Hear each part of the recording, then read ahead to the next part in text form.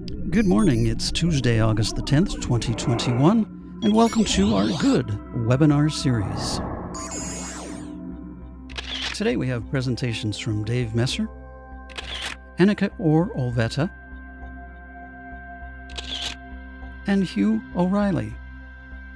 Our subject matter for today is data governance, foundations, data collaboratives, and data trusts. As always, the Good Webinar series is sponsored by the Go Open Data Association, and the webinars are exclusive to our Good membership. It's worth becoming a Good member. Hi, everyone. I'm Keith McDonald, just getting my acting gear this morning. Just a reminder, too, that we videotape the sessions for our Good membership. For those who can't see this morning, we'll be able to attend on our GoodTube YouTube channel, and we send that link out to you, the membership, after our session. And we're going to do three different speakers today, and they'll go in a specific order, and we will have questions and answer time, if you like, between the speakers, but certainly a group Q&A as well at the end. So we're going to kick things off right away. Want to feature the full cast of characters here. If we go into the gallery view, I think everybody should be seeing everyone now. I'd like to welcome Anneke Auer-Olvera, who is Director of Programs and Operations Strategy and Stakeholder Engagement Branch at Standards Council of Canada. Dave Messer, who is Manager of the Circular Opportunity Innovation Launchpad, or COIL for short, at the Guelph Smart Cities office. And Hugh O'Reilly, who's Executive Director of the Innovate Cities and President and CIO of Acuity Global. And we've got a lot to deal with this morning. I think one of the most frequent things that comes up when we're talking open data, of course, is governance. So the topic is a hot topic today, and I can see we've got a good number of attendees already. So we're good to go, basically. So we're going to throw things over to Anneke to start things off for us. You can basically take it away, and we'll come back and see if we've got some questions for you after the fact. Take it away. Great. Well, thank you so much. I'm super happy to be here today, and hopefully everyone can hear me okay and see my slides. So I am, in my day-to-day job, the Director of Programs and Operations at the Standards Council of Canada, but I am also have the privilege of being the Secretary for the Data Governance Standardization Collaborative, which I'm super happy to share with you today what that is and what it will be doing over the next couple of years. So just to give you a bit of context to start, not many people know who the Standards Council of Canada is. We're a Crown corporation. We report to Parliament through the Minister of Innovation, Science and Economic Development Canada. So we're arm's length from the government, but part of government. And what we are is we're a small body. We only have about 140 staff, but we are Canada's national standards body. So we oversee, we often call ourselves the custodians of the standardization system in Canada. We coordinate all standardization activities in Canada when it comes to voluntary standardization. We accredit standards development organizations, and we approve National Standards Council, or National Standards of Canada. We're also Canada's national accreditation body. So what that means is that we accredit the standards development organizations that develop the standards, because we don't develop the standards. We also accredit conformity assessment bodies. So those bodies that ensure that different organizations are abiding by the standards that they say they're abiding by. And it's a third-party conformity assessment. We also advise the federal and provincial governments, as well as industry and other types of stakeholders like consumers, civil society organizations, and ensure that they understand the standardization system, because it's not something that we often think about. Today, you're sitting in front of your laptops or on your phones, and what you may not realize is that standards and conformity assessment have been used to keep those laptops or phones from, say, blowing up in your face. Standards and conformity assessment allow your different devices to operate with other systems and other platforms. And so it's something that we don't think about in the same way that we don't think about the roof falling on our head because your house has been built towards certain standards and codes. We also represent Canada at international and regional fora.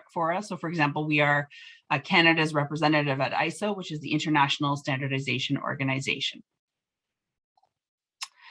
So that brings me to my main topic for today, which is the collaborative. And the Standards Council of Canada decided to establish what we call the Canadian Data Governance Standardization Collaborative, because we noticed that when it came to this intangible infrastructure, there were a lot of different noise happening when it came to standards, competing standards being developed, standards that are developed by consortia or private standards that were very confusing for different organizations to understand how to use standardization as a wonderful tool. But of course, to also understand that this is a relatively new field where there's many gaps and standards haven't been developed. So the collaborative was developed in order to support the implementation of the Digital Charter, which was a federal government of Canada initiative, in order to provide a forum where we could have a very open and transparent discussion around data governance and how standardization could be used as a tool to help Canada thrive from an economic point of view, but also to thrive from a health and safety perspective when it came to data in general. Data is a very personal topic.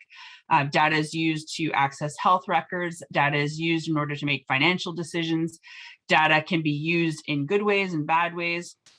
And we wanted to ensure that the Canadians were using the tools that standardization already provided, or that we were providing leadership opportunities for Canada where there might be a gap from a standardization perspective.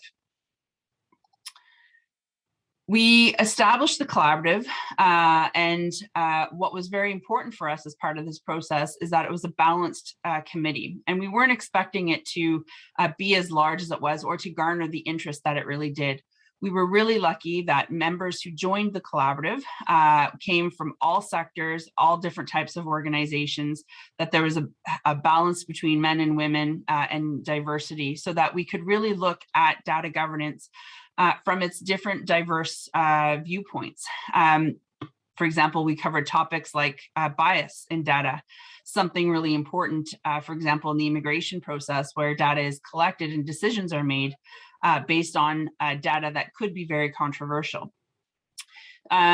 We wanted to ensure that no one voice outweighed the other as we were having these discussions and as we were putting together recommendations around standardization and data governance. And so that's why we went broad in order to ensure that it was a very open, collaborative, and consensus-based process.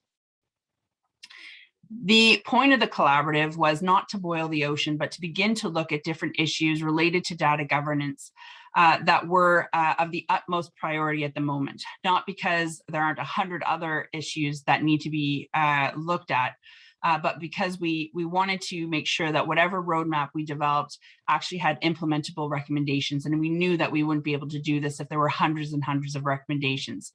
And so through a process of voting and discussion, we decided as a collaborative to look at data governance from a life cycle perspective. We knew that any of the key issues that we were going to look at were going to have foundational issues that no matter what sector or what organization you were from, were going to be an area where standards were going to be needed. And so one of our working groups, which we called the Foundations of Data Governance, looked at key issues like cybersecurity and privacy, just to give you an example. They dived down into these key issues, helped describe them, and did a standardization landscape to understand, do we have a gap here when it comes to providing guidance to different organizations or communities on how to address these key issues. We also looked at the life cycle of data governance from, you could say, a horizontal point of view, but very specific to the life cycle of data. So what were some of the key issues for data collection, organizing, and grading, and what standards currently exist that could help us address those key issues? So for example, quality of data. Are there standards that could be used no matter what sector you are in, or are there standards that are very sectoral based that helped an organization understand the quality of data that was being collected and what that meant? Another working group looked at data access, sharing, and retention. So looking at key issues related to what happens when data is transferred, for example, from one API to another API. And then finally, we had a working group looking at the data analytics solutions and commercialization. What happens, what standards currently exist around artificial intelligence and machine learning, for example, as it relates to data. So over 220 experts from across Canada, across different sectors, looked at these key issues from their own points of view, and then looked at what are the commonalities that we all share, so that we can help use standardization in order to create a strong Canadian data governance framework. We also, the roadmap also looked at Indigenous engagement.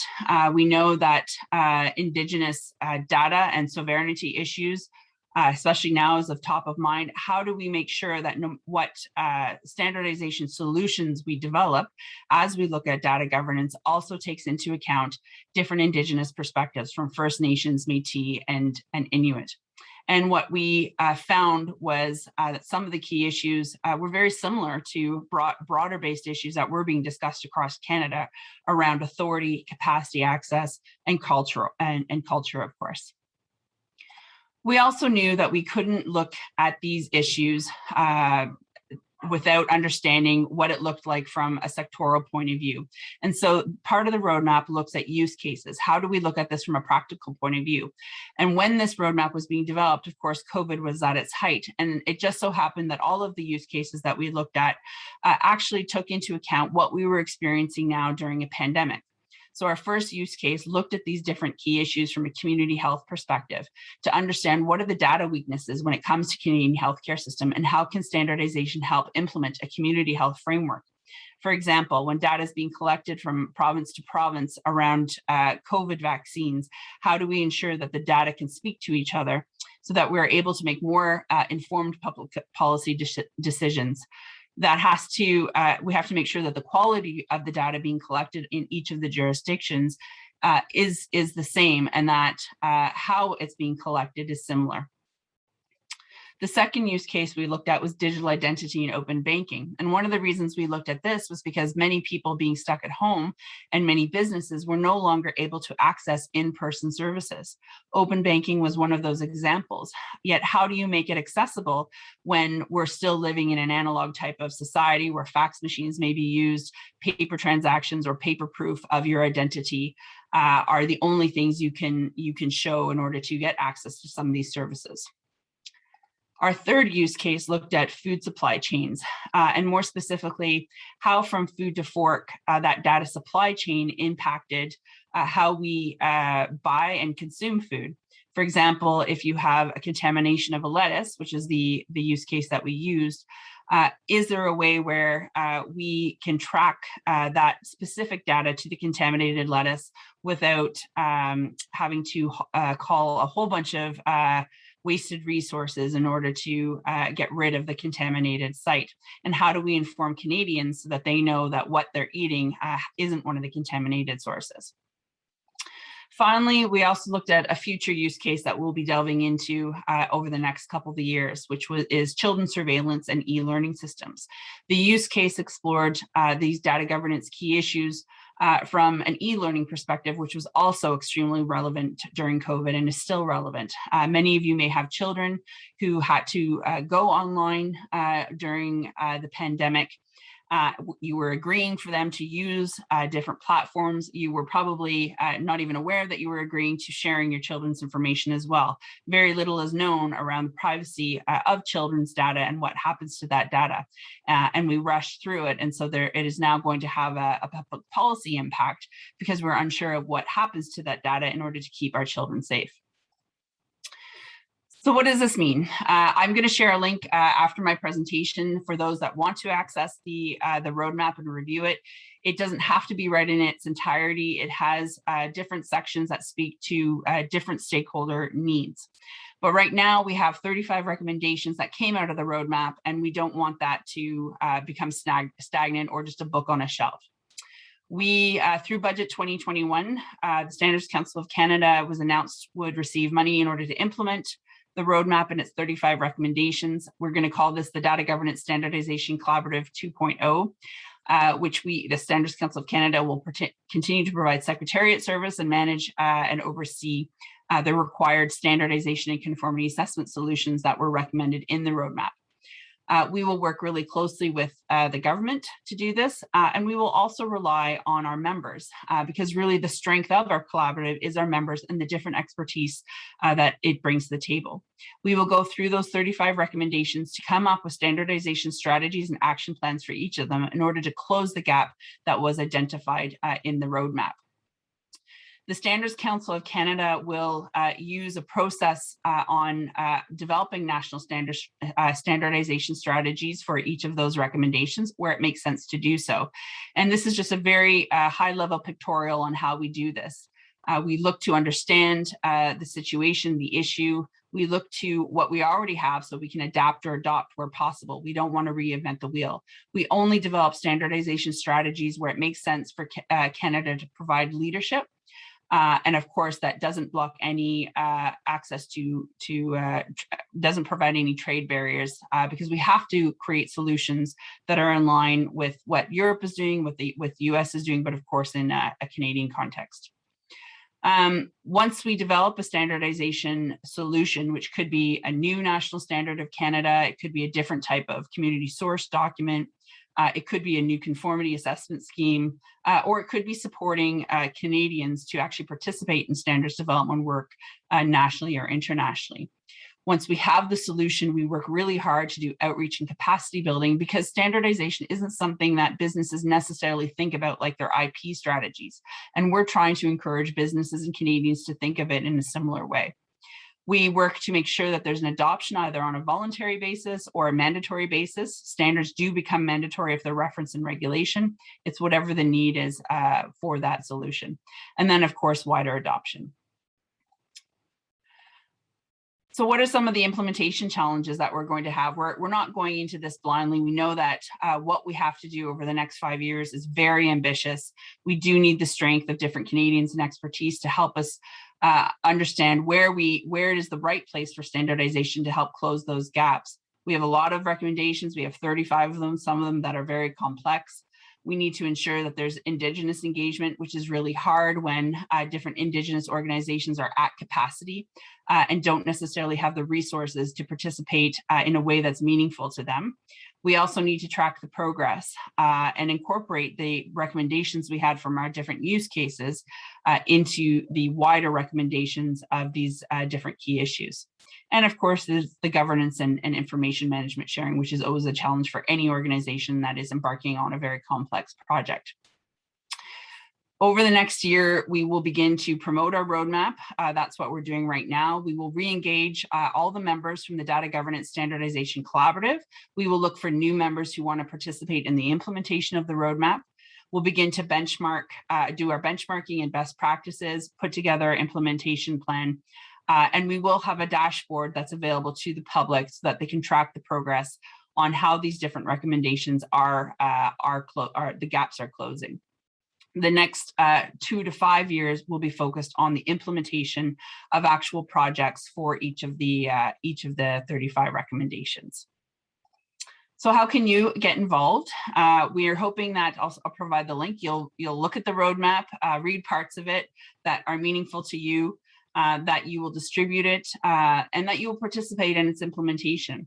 In the next month or so, I'll be doing another outreach to the public on those that didn't participate in the first iteration of the roadmap, but would like to participate in its implementation. And what that will mean is we will be putting on a series of workshops over the next couple of years that look specifically at the key issues to help us come up with the action plans and, of course, implement the action plans. So if that's my final slide, but I do want to encourage anyone, if you want to talk to me directly or participate in the future, I'm more than happy to have a phone call and walk you through how to do that. So thank you. Thank you. That's tremendous. You know, I think the interesting thing about any of this kind of development is everybody likes standards as long as they're the standards that they use. So from all of the different groups and activities you've got, it must have been like herding cats, I assume, to bring it all together, Anneke. Yeah, it is a little bit like herding cats, but what surprised me the most is that it actually wasn't hard to get consensus or agreement because we all have shared values and shared goals, that we want something that helps with economic prosperity for Canadians, but also keeps Canadians safe, especially when it comes to data and their data. Right, right. We do have one question for you. It's how do you participate, or how do we participate in your initiative? And I know you indicated some on the end of your slide there. You might want to just repeat. Yeah, I'll put my email in the chat. You're welcome to reach out to me and say, hey, I'd like to participate. And what we'll do to start is we are collecting people's email addresses so that we're ready to launch into the second phase this fall. That we will send out broader communication on the implementation plan, what it's looking like, and how members, old and new, will be what they'll be expected of them in order to participate in the collaborative.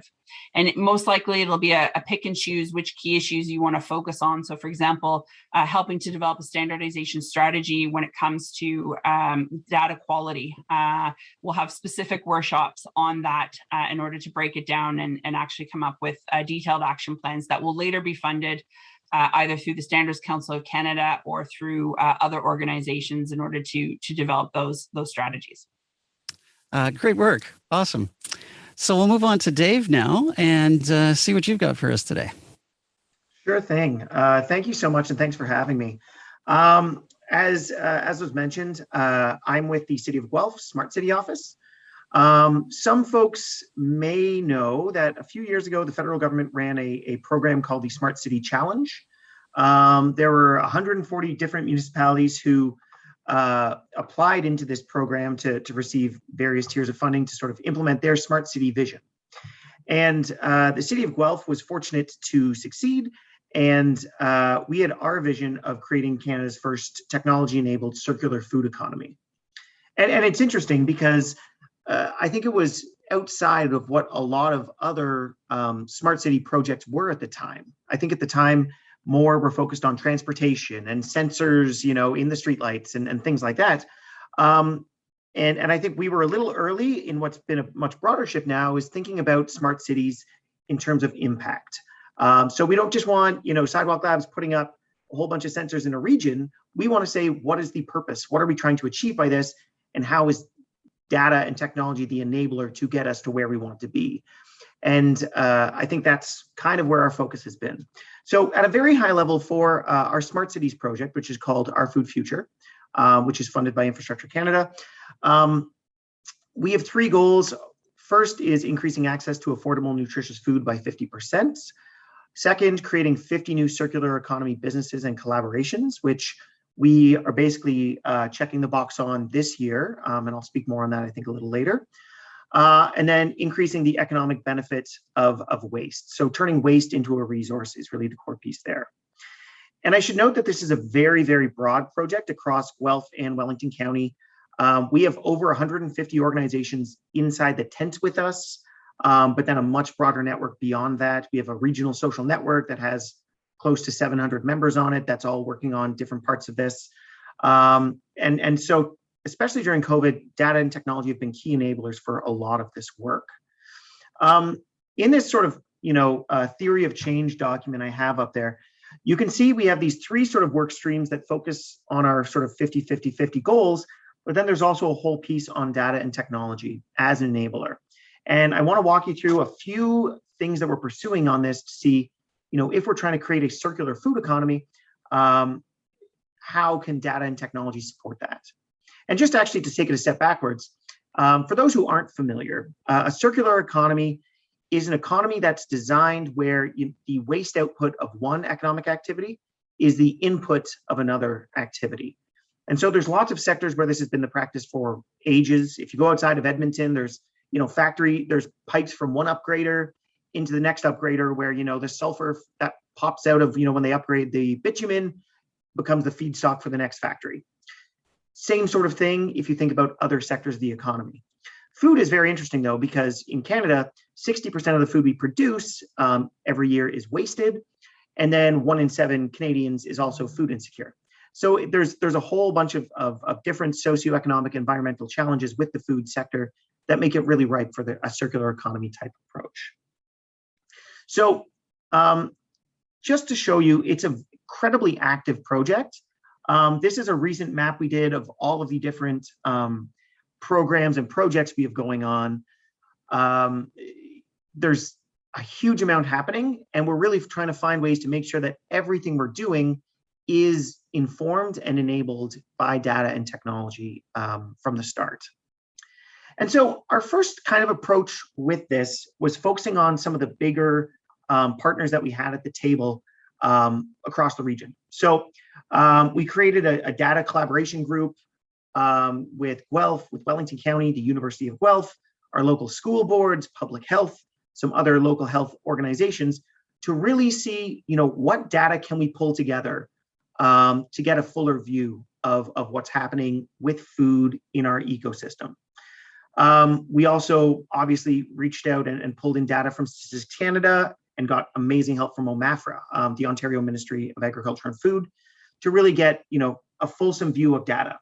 And from this, we got a lot of really interesting pictures, really interesting applications on everything from identifying, where a food desert is or a food swamp, which means there's not actually healthy food in that area, to the next slide, which is, this is a recent graph that was done jointly by Dillon Consulting and an organization in the Netherlands called Metabolic, which identifies food waste across our entire ecosystem and across the entire supply chain for Guelph and Wellington County. So it's a little hard maybe to see on this, but for all of these products that are, just do a little pointer here. All the objects that are produced at the top here, you can see there's a little gray line that goes down to the bottom. And this is all end of life. This is all the waste. And so doing this big study, which used primarily open data that we gathered from different levels of government, we bought some proprietary data, like we bought all the grocery store data from every large grocery store in our region to validate. But we can really see where the food waste is happening. And it's really in the upstream side, around storage and packaging, planned processing loss, which means byproducts where there's a lot of waste. And so the value in this is really helping us inform our strategies to try and reduce waste and identify where waste is, where we can create new business cases, new incentives and opportunities for organizations to capture that and create new value from those resources and materials. Just turning this off. So even with the open data, and we have an open data hub at, I believe it's at datahub.foodfuture.ca, which is an open data hub where we have all the different data sets we have from across our region, socioeconomic, environmental. We have quite a bit of data there, but we're missing a lot of data that's real and on the ground right now. And so what we're moving forward with now are a number of different strategies to try and capture more of that, to really get a deeper material understanding of what's happening in the food environment so we can intervene and make change. As a preface, when you think about a municipality deals with a very small amount of the food system. We really deal with residential waste, and that's about it. So we can gather data from that, get much better data from that, but there's still a tremendous amount from businesses, from manufacturers, from retailers that we just don't have access to in real time to try and inform. And so we're trying to find out ways to capture more of that in a way that's trusted. So 3 interventions I'll touch on very briefly, moving into this space. One is a platform we launched last month called Resource Exchange, which is effectively like a Craigslist for food waste. Any business can post any material. If you have orange peels that you produce regularly at your food business, you can post them there. And there might be an organic match happen between someone who wants to buy those orange peels, or we can use that in a different way once we know that it exists in a different project to find a home for those types of orphan materials. So that's one piece that we're driving, which is a bit slower, but it's an intervention that we hope will yield some interesting materials. Secondly, within the city's realm, we're working to gather better data on residential waste. Currently, every single municipality in the world undertakes waste audits at least once every couple years, and they're slow and manual and expensive. And what they'll do is you'll get a representative sample of the community and have people manually go through their garbage bins every week and identify what is in there. What we're trying to do now is we're working with a company called Eagle Vision Systems to put a AI-powered camera on our waste trucks, so that as the green cart, the organics cart, dumps into the cart, it's photographing the materials in flight and pulling that data. So we understand, there's a tremendous amount of unnecessary food waste that came out in this part of the city in this time of the year. So it becomes a much more real-time gathering of some of that data that we can then use to drive interventions and education. And so that pilot we're moving with that pilot right now. We have some actually very impressive results that they pulled together in partnership with the University of Guelph's AI school. We're also working with the ICI sector to get new data on volumes and content of waste, because that any industrial, commercial, or institution, all their waste is typically goes straight to landfill. There's no organic separation, but we're now doing some pilots to separate that and then actually gather data on what's going into their organic waste. But with all of that, I think where we want to go is a model like this, a data utility that can focus at the community level on pulling up new data and delivering value across the region. So this is a concept that we've been developing with Mars and with electric utilities.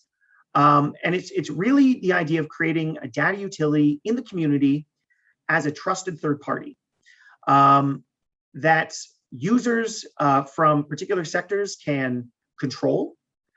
They can feed data into and receive a value-added product back that will inform their business.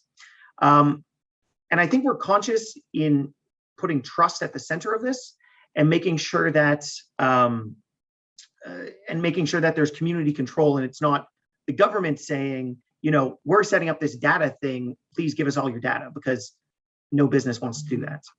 So just at a very high level walk through this, imagine if you're a restaurant, a collective of restaurants in town come together, agree on 5 or 6 data points where they would find value in sharing.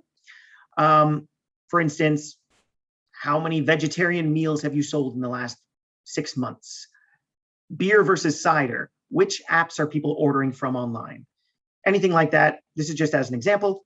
They could feed in that data into a cooperative that'd be controlled collectively by the restaurants. That would go up to this central utility, which would feed down the governance, the standards, and the platforms. And each of those individual restaurants would receive a value-added product back that would help them inform their business and their strategy going forward. And ideally, this would be something any business that coming into town would be able to plug into and generate some of that value and really better understand their shared environments. The idea would be that we would do this with a number of sectors.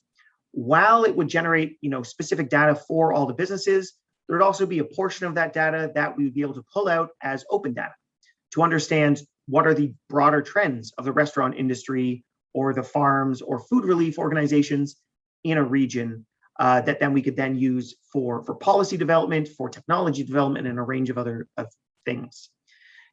The goal here is really to try and find all that data that exists out there in the world that governments don't have access to, and create a shared environment where everyone can provide that with trust, and everyone can benefit a little more from everybody else's data. So this is still in the notional stage, frankly. We have a pilot we're pursuing this fall focused on the IC&I sector, and a few others that we're moving. We're trying to piggyback onto some of our different initiatives anyways, to make it a little easier. And during COVID, you don't approach a restaurant and say, hey, want to do a new data thing right now. So there's been some stumbling blocks, but we really hope that this will be a way to sort of create a deeper technology environment that will help businesses at the local level, because any large manufacturers are already using lots of data. This will bring it down more at the community level for data. And lastly, I just want to mention that while I was speaking mostly about our food future, we did receive an additional $5 million this April from FedDev to launch this next phase of our project, which we're calling COIL, which is really an accelerator and launchpad and testbed for circular economy solutions in the food and environment sector. Part of this will be expanding our data hub across southwestern Ontario and building more applications in the food space to support businesses and support circularity. So this is something we'll be going forward in the next while, and I'll just leave it there, I suppose. Thank you very much for the time and your attention. Awesome. Again, Guelph has always been very impressive, especially in the open data arena, which we know best, I guess, at Good. But as far as leading the charge and so on, that's really quite remarkable, Dave. And some of your terms too, the food swamp, when you put it that way and you actually see it in the chart, right? We really like to see that eliminated. I think that's great planning. So kudos. Thank you. We do have one question for you as well, and it's what data governance policies and standards are in place in the data utility, and is that information available? So with the utility, between our public sector collaborators, we have an MOU that we have developed and mostly agreed on. And the whole focus there is on distributed governance. We worked with Electra to actually build out some interesting sort of models on that. But within the idea of the utility, I think the focus would be on using cooperatives and making sure that the organizations that are feeding data in have that trust. So it would be, as much as possible, distributed governance, not necessarily, creating data lakes, but a lot of the sectors we'd be working with are relatively low technology sectors. So you have to provide some of that infrastructure, I think, in a way that you wouldn't for other organizations. But I think that's an evolving piece. And I think the idea with this is to create a model that any municipality could adopt that would be self-sufficient and would not rely necessarily on the tax base and would also maintain that trust. And so this is exactly the problem we're trying to solve right now. Good, very good. All right, we'll move on to Hugh. And reminder, we'll take a full Q&A for everybody at the end of Hugh's session. So Hugh O'Reilly, what have you got for us, sir? Well, thanks, Keith, and really enjoyed listening to all the presentations. What I'd like to do in my presentation is to introduce Innovate Cities, describe what it is that Innovate Cities is, describe our data trust initiative, and talk about a few of the issues that were raised by my colleagues on the panel in terms of data governance and just the power of a data trust. So, sorry, it's this screen sharing and the rest of it is reasonably new to me. So first of all, Innovate Cities, we are funded by FedDev Ontario. We are a community of innovators who are scaling their companies, who have come together so that through working together through various strategic initiatives, what we want to do is to bring innovation to the built urban environment for the purpose of improving the lives of people who work, live, and indeed play in cities. Innovate Cities is a not-for-profit organization.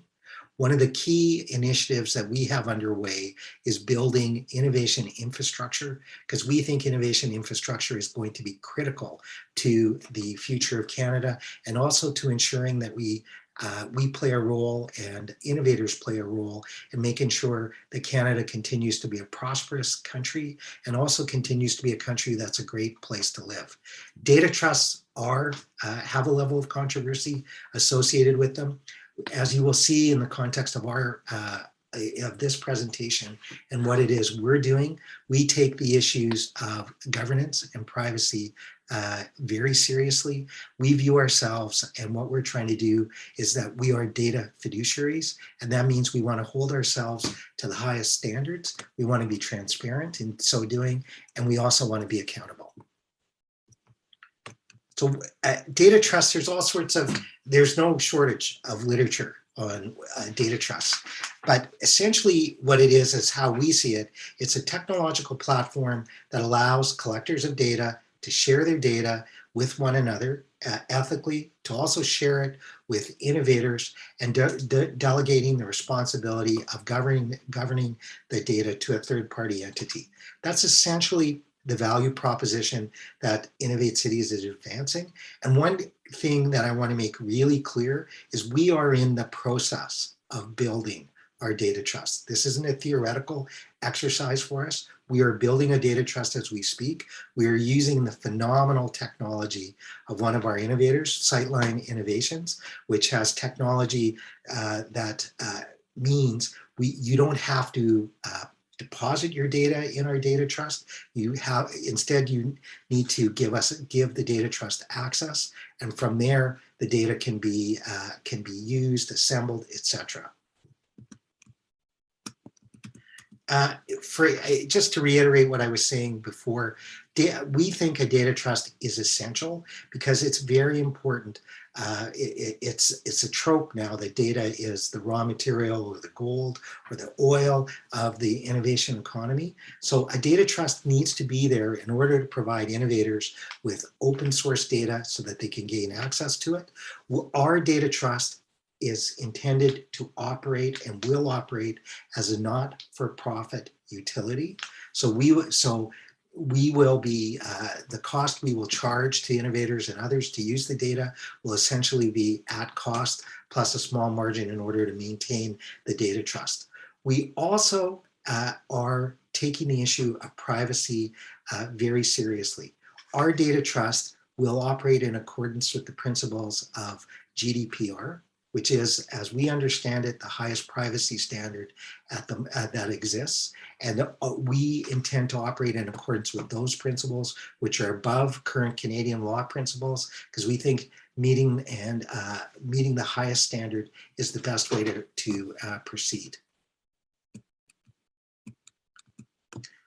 As I said before, we intend to operate our data trust like a utility, because that's essentially what it is. We want to use, we think the data can be used for a number of purposes. It can create an alternative revenue stream for organizations that participate in the data trust, because we can, once we have access to the data, we can then sell the data to innovators or others who are interested in using the data. We can do that essentially at cost. We can also do it in a way where not everyone has to charge the same price for their data. So it can be anything from at cost to if organizations want to make more, want to earn a higher premium from the data. We think that a data trust is going to play a critical role in economic development, but we think a properly designed, well-governed data trust can avoid the issues that we've seen, for example, with Sidewalk Labs. Our data trust will not hold any personally identifiable information. Data that's held there will not only be de-identified, but as well there'll be an additional layer of control, because we'll, through a digital twin mechanism, we intend to have synthetic protections. We also think, in addition to economic development, in addition to spurring on innovators and those sorts of activities, we think a data trust also has the capability of overcoming the emerging digital divide. Under our model for a data trust, individuals who log into our data trust, no matter what device they're using, will have access to the computing power of our cloud provider. And this will mean that even if you have modest technological capabilities at your disposal in terms of your devices, you will be able to enhance those capabilities. So what it means concretely, it means, for example, if we think about what's happened over the course of COVID with young students and whatnot having to log into the school, if we have that data in the data trust, those individuals would log into our data trust, and they would have access not only to the information, but also the computing power that's provided by our cloud provider. I just really want to, as I close off, there's, I guess, 3 main points I want to make in terms of how it is we've organized ourselves. We have, I think, an excellent governance model. We're taking the issue, first of all, we're not for profit. Our data trust will be governed by the board of Innovate Cities. Our data trust has a chief privacy officer, Anne Kavukian, she was appointed for 3 terms as the chief privacy officer in the province of Ontario. She's viewed as one of the leading privacy experts in the world. 2, not only will Anne report directly to the board, but she will also have the ability to investigate complaints. Second layer of protections that we've put in place, or accountability mechanisms, is we are establishing an advisory board for our data trust, which will help us keep abreast of privacy developments, standards as they're evolving. We can also, I think, Anneke, play a role in promoting the standards that the Canadian Standards Council, the Urban Data Institute at the University of Toronto are promoting. We can do that as well. And the advisory board can play a critical role there. Lastly, we also intend to produce annual privacy audits of the data trust, and that audit will not only be disclosed to Anne, the advisory board, and our board, but we intend to publicly disclose it. This issue of privacy is fundamental, and we intend to treat it accordingly. As I noted earlier, we are in the process of building our data trust. We are also in the process of having a number of organizations and others who want to participate in our data trust. We're very interested in talking to anybody who is interested in participating in our data trust, working with us, offering us their perspectives, because we're also, as we're building this out, we intend to collaborate with the innovation community, with other organizations, all with a view toward making sure that we build a data trust that operates across Southern Ontario, ideally across the province, perhaps even nationally, that does so in a way to promote innovation, to promote the values of privacy, to help Canada and Canadians have control over their data, to make sure we have data sovereignty in an increasingly difficult world. And we also help to lay the foundation for future prosperity that's based upon the talents, abilities, and innovative skills of Canadians. So looking forward to answering any questions, and looking forward, if anyone's interested in working with us, we have a great website, if I might say, innovatecities.com, and look forward to questions and working and speaking with all of you. So those are my comments, Keith, and I think I met my timing. Yeah, perfect. And I think, yeah, that there's a lot of overlap between you, actually, and I think that's good. And obviously, you know, the sharing of ideas and so on is really an effective thing to do. Kick things off question-wise, we definitely do have some questions coming in.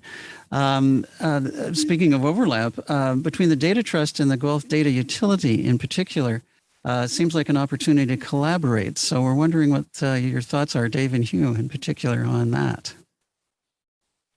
I mean, actually, coincidentally, before we had the prep meeting for this call, Hugh and I had another conversation around something very similar. So yeah, I don't think in our vision with, you know, a data utility wouldn't be that we would run the technology backends. That's not, I think, necessarily where any municipality would benefit. The benefit would come from scale, which, you know, an organization like Innovate Cities would kind of do.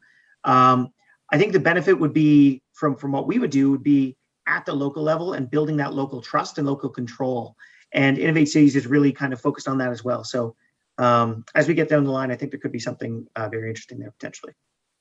Look, I had the I'm trying to, it was a privilege, but it was also a ton of fun meeting with the City of Guelph people and David earlier. I think what's going on in Guelph is exciting. It's interesting. I think it's going to have implications, I think, across the country and perhaps beyond that. Our effort here is to work collaboratively. We are building the back end. The technology, look, if anyone's interested, delighted to do a demo. The technology is world leading. It is amazing. It gets over issues around, data mesh and those sorts of things. So we want to work with others. And we learned just in the conversation we had with David, and others at Guelph, we learned a lot, and we're looking forward to working with them and anyone else. Sounds good. Can't beat collaboration. Too many cooks is a good thing, we like to say, at least in these areas. Question around data trust and holding personally identified data. The question is, will the data trust hold personally identified data? No, we will not. We're not going to hold personally identifiable data. That's not in the cards. Okay, you can't see it much better than that. I think the issue of privacy does come up, though, especially in these areas. And Dave, when you were talking about the collection of food data from restaurants and stuff, I was thinking of the some of the apps that I use for Loblaws, the PC app. So it certainly knows my name, what I buy, where I bought it, how frequently I show up, and that really is identifiable. I feel much more comfortable in knowing that that's aggregated and it's upward. So I don't mind people knowing what products I buy as long as they don't necessarily associate it with me. And it might actually be helpful in the long term, because a lot of the stuff I seem to buy, the products seem to disappear from the shelf and never come back. And I don't know if they know that there's high enough demand for it or what. So I can see some value in it, but I'm personally biased toward the idea of anonymized as opposed to, relating to me specifically or my family. So I'd like the three of you actually to talk a little bit more about privacy, though, and how that's impacted your work and, some of the membership that you've had in working on these issues. How strongly have they been advocating for privacy, or have anybody argued, the opposite? Oh, it's all good, just put it up there. I'm just curious the sort of backroom discussions that may have emerged around privacy. I'm not sure if you want to start with Anneke on that. Sure. I mean, this was, I think, central to all of the key issues that we looked at when it came to data governance, and you can see throughout the roadmap that privacy underlies every key issue around the data governance value chain. I mean, you can metadata, and of course, privacy is going to play a role there as well. I think the role that standardization may play when it comes to privacy will be one of those, as they update different regulations, standards can certainly play a role of soft law, that you implement standards because it's the right thing to do, until I think those laws do become solidified, where different standards or conformity assessment schemes may become mandatory. So it really is what it has to fit the need, of course. It's something that no matter what issue you look at along data governance, you need to address that issue first. Yes, interesting. I think, Dave, Hugh, comments? I'd say from our perspective, I think much like Hugh, we have, items in our agreements and our kind of data charter, looking at privacy and how we'll think about privacy, and we have privacy experts we're working with regularly. But our focus is really not to collect private data as much as possible. Really, if we're thinking about the food system, it's business data and it's material data, which is really where we want to focus. But there are some interesting things that we have been navigating. I mentioned this data collection on garbage trucks for food waste. And when you put your garbage out at the curb, what's in that garbage is the city becomes a custodian of that, and so it is not private information, and we're allowed to attribute that to wherever it goes. But it goes into an interesting line when you think about collecting data every time you're dumping someone's garbage and you're figuring out what is in there. And it matters because I've learned from working with waste people that there's a lot of fires that happen in garbage trucks because people throw things in that spontaneously combust, and it's a real issue. So we've had to be quite sensitive in that type of project, just to make sure we're not sending data into the cloud and it's going straight into a secure city process where we already manage a whole ton of data, and we're very careful with that, and it's not going to be shared in any way that's attributable. So I think it's been at our core, but to achieve the change and the culture shift that we're trying to do, businesses are really kind of the focus, and that navigates around a lot of that. Yes, very interesting. Spontaneous combustion, hadn't thought of that.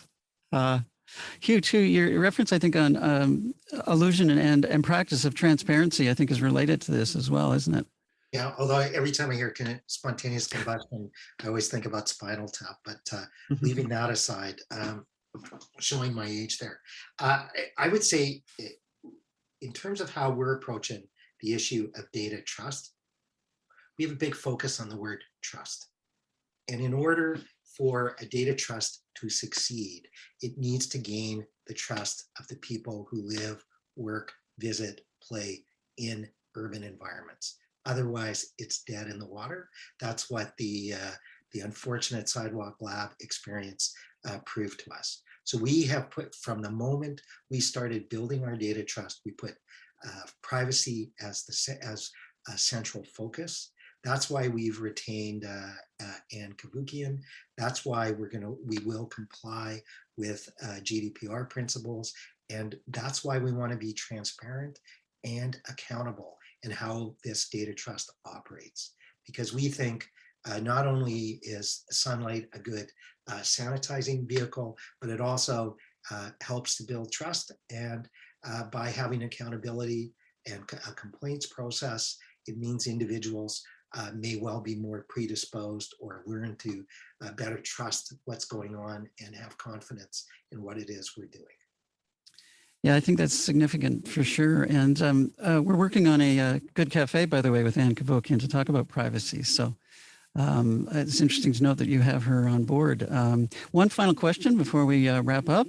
Is there a data governance audit available, and where to start with data governance in the public sector? Maybe we'll throw that over to Hugh. I'm not, what I would say is, first of all, I'm not aware of anything. And so if Anneke is, she may be the most knowledgeable, but I think we're also seeing a number of initiatives at every level of government in this country where they're working to get on top of their data, to govern it better, to make it more accessible both internally and externally. So I'd say that process is well underway. That's why I think things like what Guelph is doing, if I might say, and indeed the Standards Council of Canada is doing, they are really important, and at least in my pointy-headed way, I find very exciting. Anneke? Oh, sorry, Dave, go ahead. Go ahead, Anneke, you can go first. Sure. I mean, there are various initiatives happening in different, I think for different initiatives related to data governance. One I could speak to is around digital credentials, a project that the Standards Council of Canada is working on with ICED around how do we create a standard for digital credentials that can be used in the public and private sector. And how can we demonstrate conformity to it? And so we will be running a pilot project. The technical specification, which is like a standard, but something that's developed a little bit quicker, that we will use as part of the pilot in order to learn from the pilot, so that we will incorporate that into the national standard of Canada that will be developed. And it's the CIO Strategy Council that won the RFP to develop the technical specification, and the conformity assessment pilot will begin putting that together over the next couple of months, and we'll reach out to different regulators and different companies who have digital wallets and different organizations to test the conformity assessment scheme against it, with the hope that there'll be broader applicability. And my last point that I'll make is it was really important as part of this project to ensure that the provinces and territories were on board, because there's no point in having a conformity assessment program that the federal government may use, but the province and territories won't. And so our idea is to bring everybody together, to bring people along slowly, to make sure people are comfortable and that we can learn from it, but with the end goal of having a national conformity assessment and accreditation program that has the trust of a third-party conformity assessment system, so that you can ensure that it's neutral, transparent, and so forth. Fantastic. Dave, you were going to add something. Yeah, I was just going to mention that from my experience working with Infrastructure Canada and FedDev, the federal government seems to be really driving a lot of data governance through funding agreements now, which I don't think was always the case in the past. So we have to report to Infrastructure Canada on our data management plans and strategies regularly. And then we're also working with a number of the other smart city communities that won the Smart City Challenge to discuss data and how they're working with data, and sort of, if we're smart city flagships from, that program perspective, how can we develop replicable models that other municipalities can use when looking at data and expanding data governance? Yeah, such important issues, really, right? And we've blazed through our time here. There's obviously more discussion that we can have. And good isn't stopping here. Actually, in October, we're planning a pop-up event, if you like, on data governance specifically. So more details will come forward on our website as we develop that. But certainly you've kicked things off quite well for us. And hopefully we can keep in touch. And no doubt we will have you back for more conversations, which I think are important. I mean, a lot of it really tops... at the top of that pinnacle is all of this discussion around what you're going to do with standards, so that you can, in fact, do it well, do it right, do it properly, transparency, all of the things that you covered today. So I'd like to thank the three of you from us at Good. It's really great to hear your expertise and for you to take your time for us today. Much, much appreciated. And hope you have a good day. And to our viewers, thanks for attending. Reminder, this will be up on GoodTube if you want to have a rerun. And we'll send out the link, and we'll also be sending out a survey this afternoon regarding that data governance session coming up in October. So hopefully you fill that out for us and give us some thoughts on how you'd like to see that shape up. So all that being said, just time to run the credits. So we'd like to again thank our panelists, Hugh, Dave, and Anneke. Fantastic to talk to you today. So thanks very much, and have a great day, everybody.